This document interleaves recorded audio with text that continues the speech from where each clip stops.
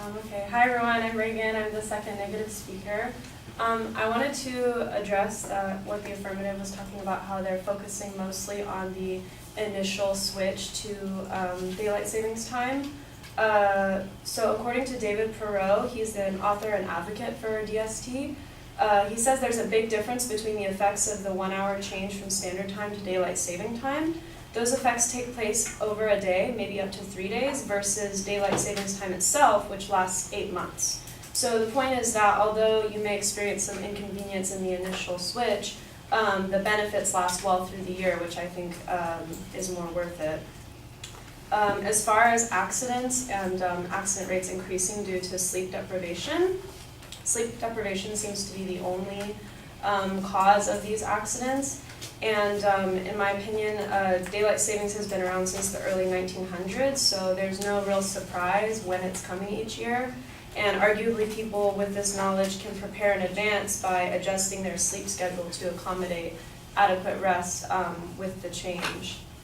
And what I mean by that is, for example, if you know that we're going to be losing an hour of sleep, maybe go to bed an hour earlier so you're not so sleep deprived. Additionally, daylight savings time doesn't increase accidents that much more. The U.S. National Highway Transportation Safety Administration found a very small but significant increase of road deaths on the Monday after the clock shift in the spring. The number of deadly accidents jumped to an average of 83.5 on the spring forward Monday, compared with an average of 78.2 on a typical Monday. Now that's a change of about 5.3 accidents.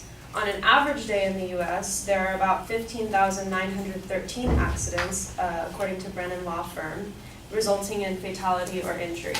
So using these statistics, daylight savings time only makes up for about 1% of the accidents daily in the U.S.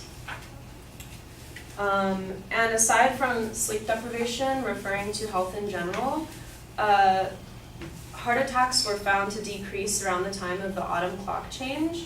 This is according to Dan Nosowitz, by 10%. And in general, heart attacks are more prominent in the winter and early spring. So I think despite the naturally higher rates of heart attacks in the winter season, the fact that DST is able to lower that rate by 10% is pretty significant and maybe more telling than just sleep deprivation being an issue.